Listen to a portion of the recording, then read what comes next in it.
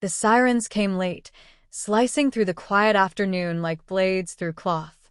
Grandpa Kareem looked up from his small vegetable patch, the sun catching the silver in his hair.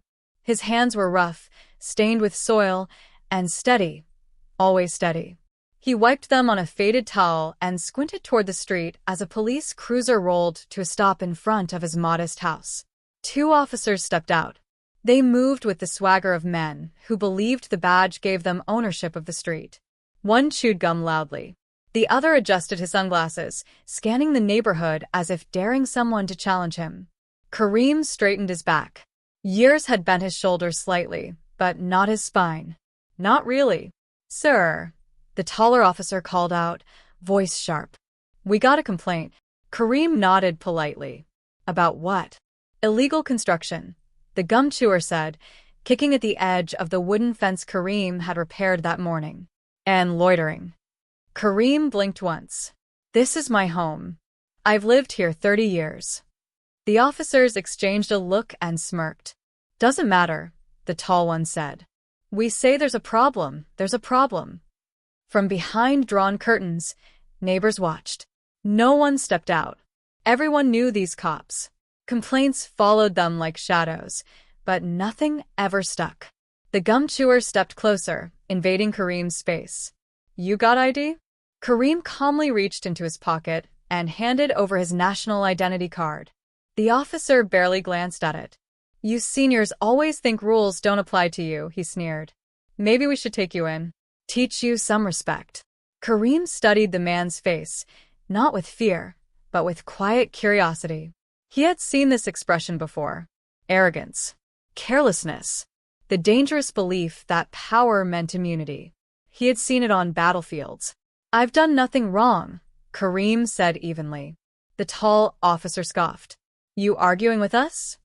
Before Kareem could answer, the gum chewer shoved him. Hard. Kareem stumbled back, catching himself against the fence. The wood creaked but held.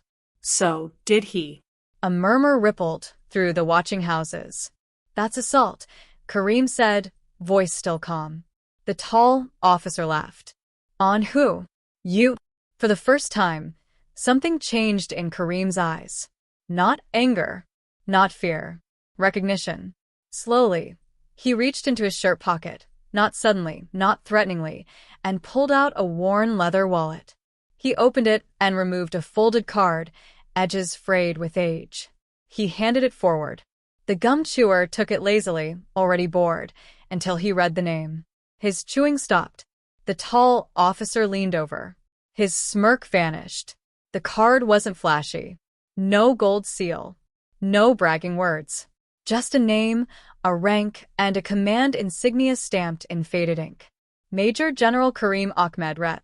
Former Commander, Eastern Defense Corps. The street went silent. That's fake," the gum chewer muttered, though his voice lacked conviction. Kareem met his gaze. "Call headquarters," he said softly. "Ask them who trained the unit guarding your capital. Ask them who signed the emergency protocols you memorized in the academy." The tall officer swallowed and stepped back. A third siren approached, this one different. Deeper. Official. Within minutes, a black military vehicle stopped behind the cruiser. A uniformed officer stepped out, eyes sharp, posture rigid. He took one look at Kareem and snapped to attention. "Sir," he said, saluting. "I didn't know you were living here." Kareem returned the salute slowly. The two corrupt cops stood frozen, faces drained of color. The officer turned to them, voice like steel.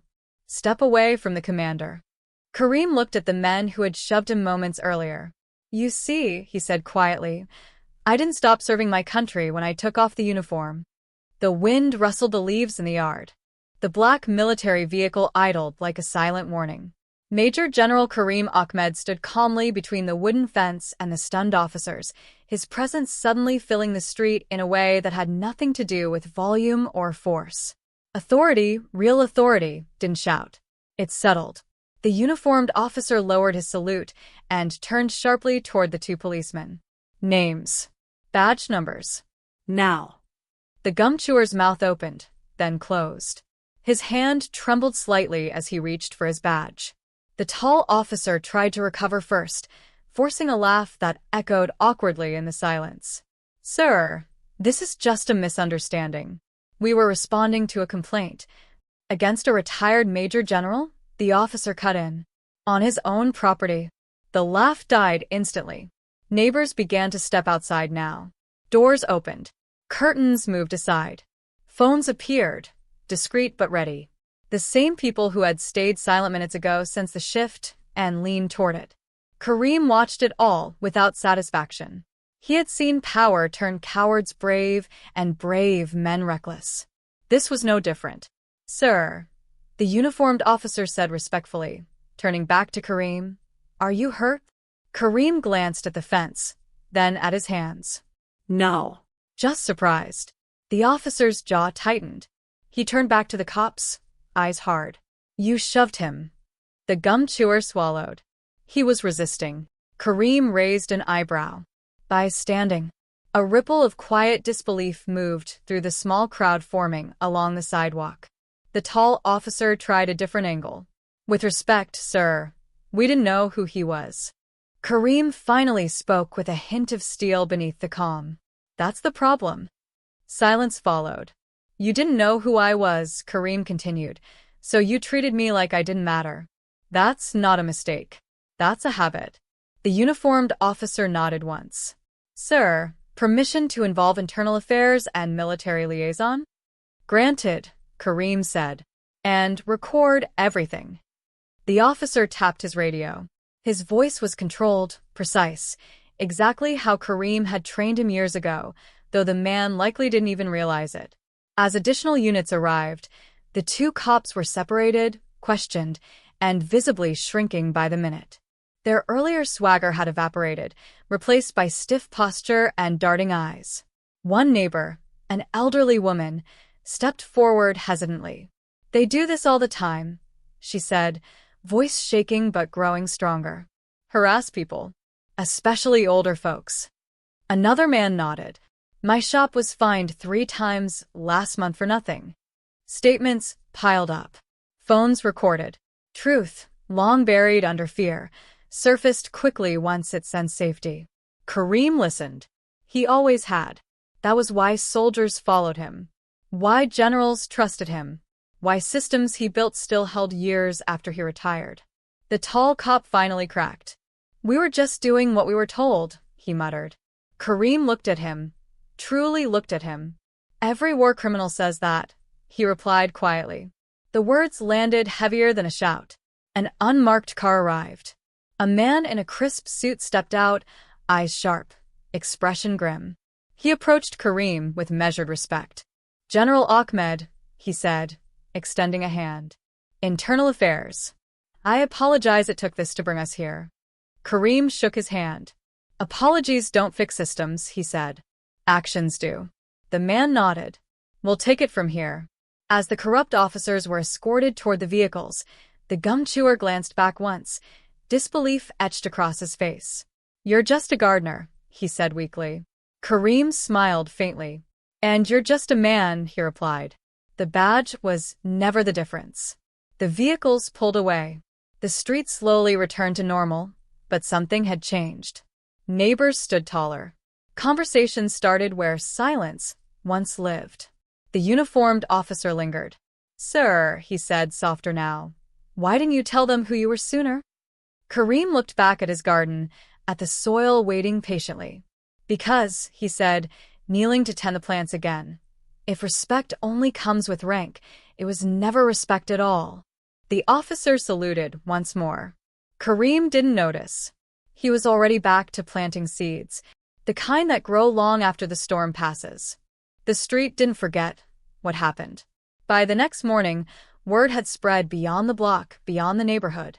Not through news vans or headlines, yet, but through something more powerful. Conversations. Shared videos. Quiet certainty replacing old fear. Kareem Ahmed woke before sunrise, as he always did. Habit was a hard thing to retire. He brewed his tea, stood by the window, and watched light creep over the roofs like a careful scout. Outside, the fence still bore the faint mark where he leaned against it.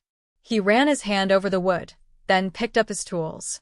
Life continued. Around mid-morning, a familiar engine sound approached.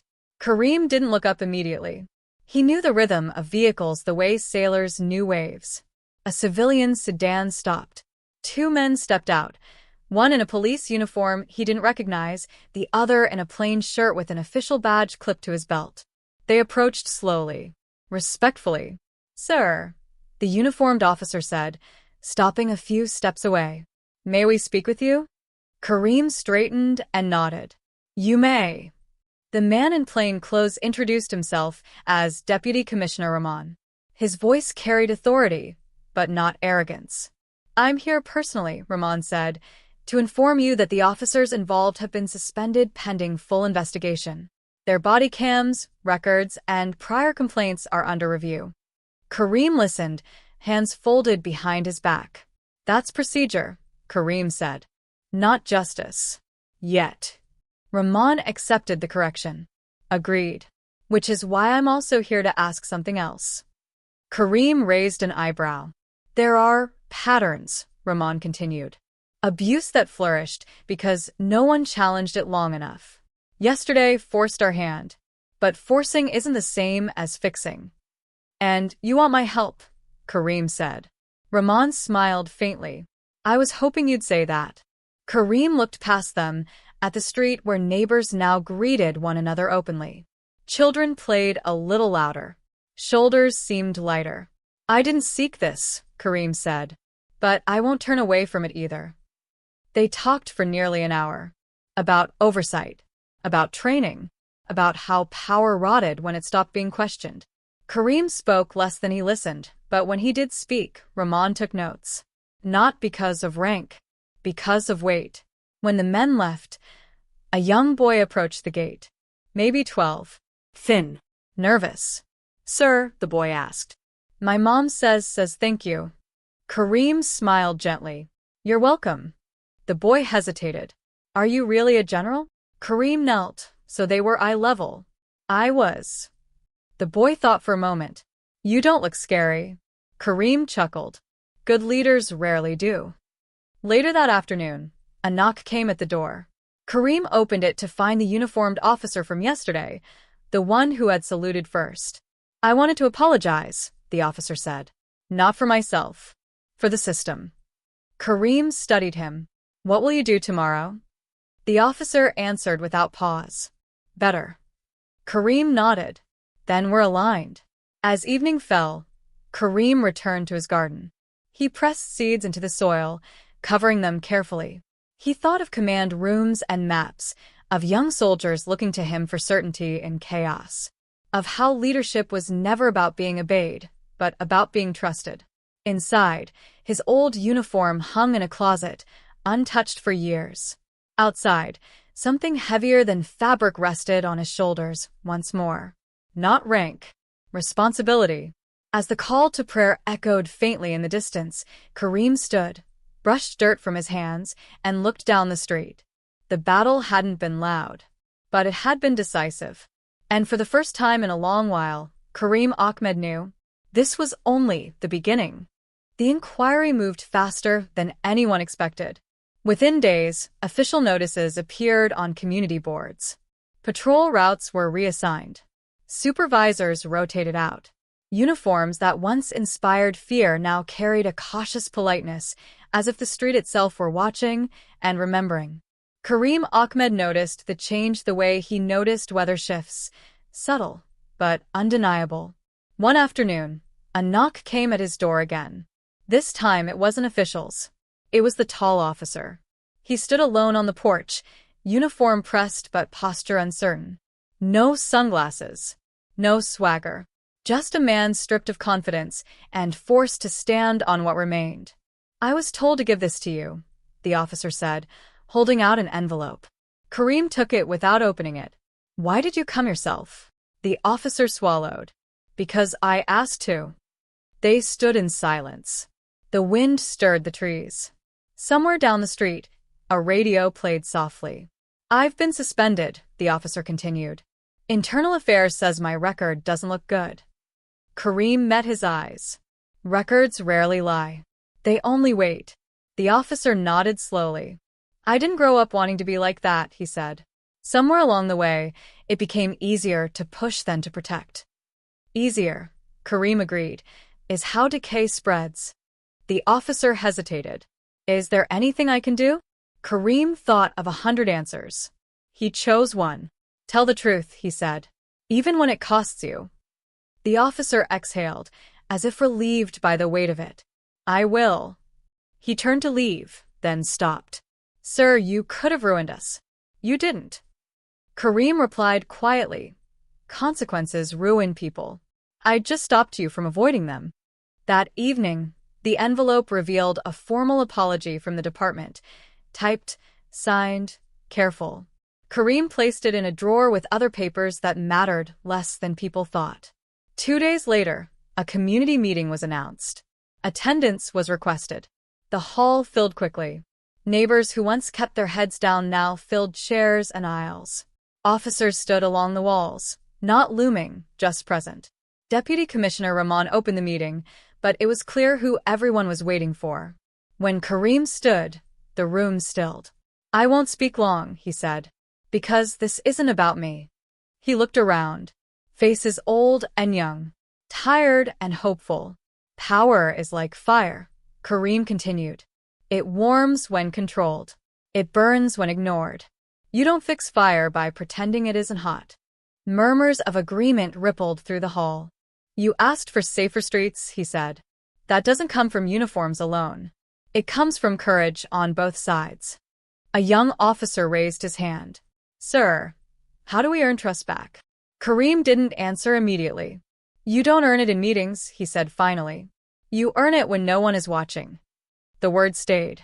After the meeting, Rahman approached him. You should consider an advisory role, he said. Official. Paid. Kareem smiled faintly. I already have a job. Rahman glanced at Kareem's dirt-stained hands. Gardening. Planting, Kareem corrected. There's a difference. Weeks passed. The investigation concluded. Charges were filed. Policies changed on paper, at least. But something deeper had shifted too. Complaints were now heard. Cameras stayed on. Voices rose without shaking. One morning, Kareem found a small plaque nailed to the fence. Thank you for standing when others couldn't. No name. He left it there. As the sun set that evening, Kareem watered his garden slowly. The plants were growing now, strong, steady. He thought of the uniform in the closet and of how command never truly ended. It only changed form. Kareem Ahmed looked down the street once more. No sirens. No fear. Just people walking freely. And for a commander who had spent, time settled into a new rhythm. Not perfect. Never perfect. But steadier. Kareem Ahmed noticed it in small things. The way patrol cars slowed instead of sped through the street. The way officers nodded instead of stared. The way neighbors spoke without lowering their voices. Change rarely announced itself loudly. It arrived like dawn, almost unnoticed until the light was everywhere. One quiet morning, Kareem sat on the low stool in his garden, trimming dead leaves. The work was patient, deliberate. A lesson he had learned long before war taught him haste. A familiar voice called from the gate. Sir? Kareem looked up. It was the young officer from the community meeting, the one who had asked about trust. He stood straighter now, but not rigid. More grounded. Walk with me, Kareem said, setting his tools aside. They moved along the fence line, past the plaque that still hung there. The officer glanced at it, but said nothing. I've been assigned to this area permanently, the officer said. My supervisor says community presence matters. Kareem nodded. Presence without purpose is just noise. The officer smiled faintly. I think I'm starting to understand that. They stopped near the corner where the cruiser had once blocked Kareem's driveway. The officer shifted his weight. Sir, he said carefully, some of the guys don't like what's happening. They say things are tighter now. Kareem looked at him. Accountability feels tight to those who are comfortable. The officer considered that. They also say you embarrass the department. Kareem's gaze stayed on the street. Truth doesn't embarrass institutions, he said. It reveals them. The officer nodded, absorbing the words like training orders he intended to follow. Later that day, a small gathering formed outside Kareem's house. Not officials. Not media. Just people. A shopkeeper brought tea. The elderly woman who had spoken up brought homemade bread. Someone else brought a folding chair. They didn't ask Kareem to speak. They didn't need him to. They talked to one another. That, Kareem realized, was the real shift. As the sun dipped lower, a military sedan stopped briefly at the curb. A man in civilian clothes stepped out, older than Kareem, posture unmistakable. "Kareem," the man said, smiling. "Farouk," Kareem replied warmly. "You look like retirement didn't suit you either." They laughed softly. They sat together on the porch steps, two former commanders watching a street that felt lighter than most command rooms ever had. "I heard what you did," Farouk said. "Or rather, what you refused to do." Kareem raised an eyebrow. "You refused to be silent," Farouk clarified. Kareem shrugged. "Silence has its place. So does speech." Farouk nodded. "High Command asked if you'd consider consulting." "And?" Kareem asked. "And I told them you already were," Farouk said. "Whether they liked it or not." They shared a knowing smile. As night fell, the gathering slowly dispersed. Kareem stood alone again, listening to the quiet hum of the neighborhood. No tension. No watchful eyes. Inside, he opened the closet and looked at the uniform one last time. He didn't take it out. He didn't need to. He closed the door gently. Before heading to bed, Kareem stepped back into the garden. He checked the soil, adjusted a support stick, and watered the newest seedlings. Leadership, he thought, was never about the moment you stood tall. It was about what stood after you stepped back. Down the street, the young officer passed on foot, nodding respectfully as he went. Kareem returned the nod. No rank, no titles, just two people doing their part.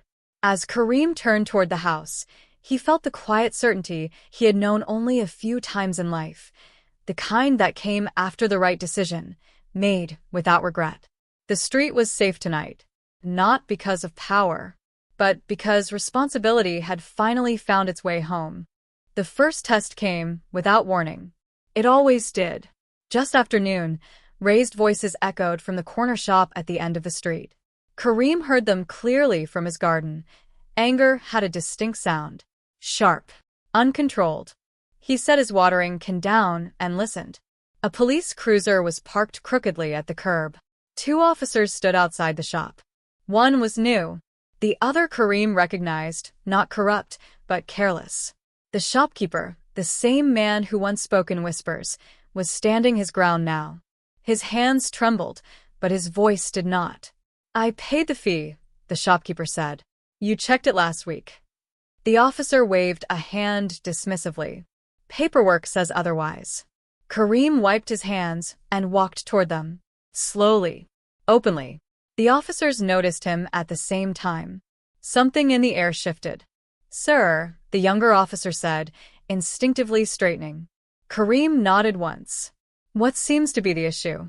The careless officer bristled. "With respect, sir, this is police business." Kareem looked at the shopkeeper. "Is it?" The man hesitated, then spoke. "They say my permit expired." "It hasn't." Kareem turned back to the officers. "Then check again." The careless officer frowned. "We already." "Check," Kareem repeated quietly.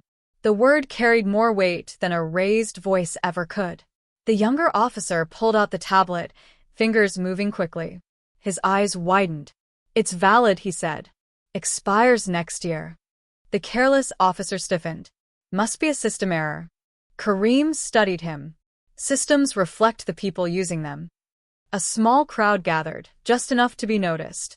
Phones stayed mostly down. This wasn't spectacle. It was accountability in motion. The careless officer cleared his throat. "We'll note it." "You'll apologize," Kareem said. The officer's jaw tightened. Then he turned to the shopkeeper. "Sorry for the inconvenience." It wasn't graceful, but it was real. As the cruiser pulled away, the shopkeeper let out a breath he'd been holding for years. "Thank you," he said. Kareem shook his head. "You didn't need me today," he replied. You just needed witnesses. That afternoon, Deputy Commissioner Rahman called. You saw the incident, Rahman said. Yes, Kareem replied. And you didn't intervene officially. Kareem smiled faintly. I intervened effectively. Rahman chuckled. Fair enough. But what's happening? It's spreading. Other districts are watching. Good, Kareem said. So are there people. That evening, Kareem sat alone on his porch as the call to prayer faded into dusk.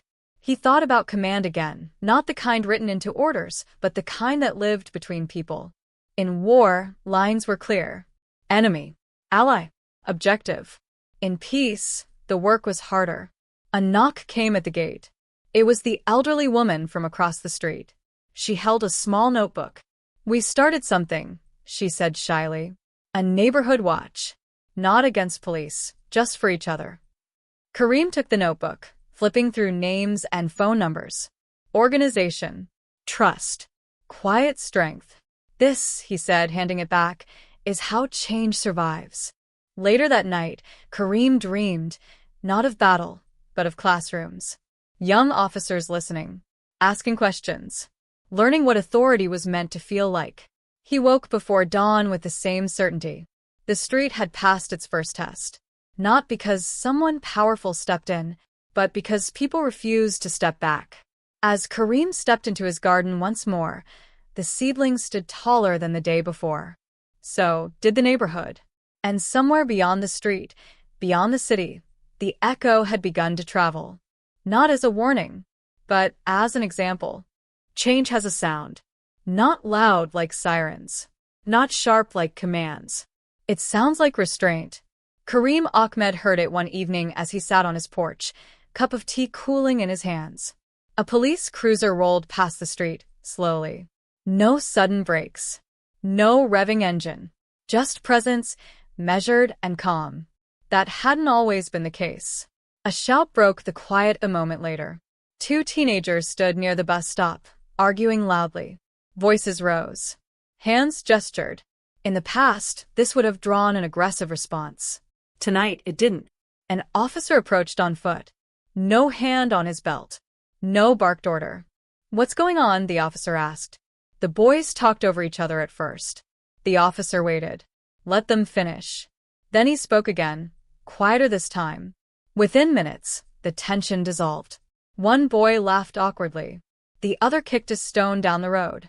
They separated without incident. The officer nodded and walked away. Kareem didn't smile, but something eased in his chest.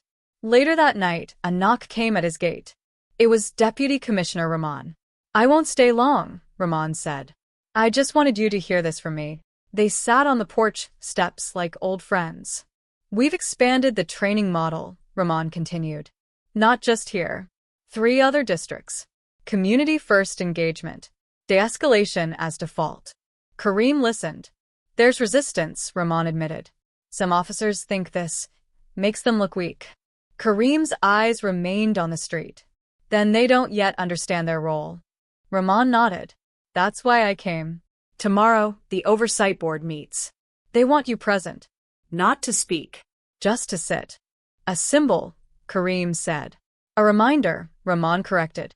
The next day, Kareem sat at the end of a long table. Suits filled the room. Words like metrics and liability floated through the air. Kareem said nothing. But every time the conversation drifted toward convenience over conscience, it slowed, as if an invisible weight pulled it back. At one point, a senior official glanced at Kareem and cleared his throat.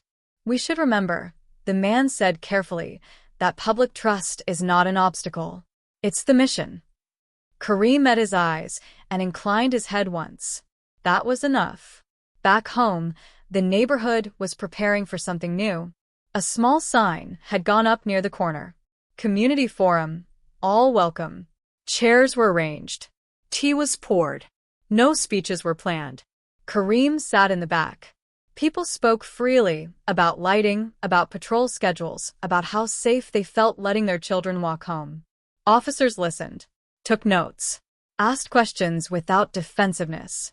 One man stood and said, "For the first time, I don't feel like I'm explaining myself to power. I feel like I'm part of it. The room fell quiet.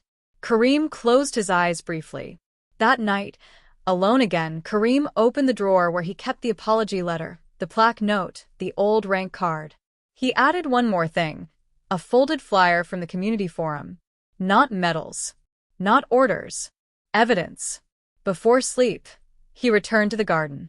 The plants were strong now, roots gripping soil firmly. He touched one leaf gently. Leadership, he thought, was never about how many followed you. It was about how many no longer needed you to lead. Down the street, laughter echoed. A door closed. Life continued, unafraid. Kareem Ahmed stood quietly in the dark, unseen and unneeded. And for a commander who had once moved armies, that was the highest honor of all.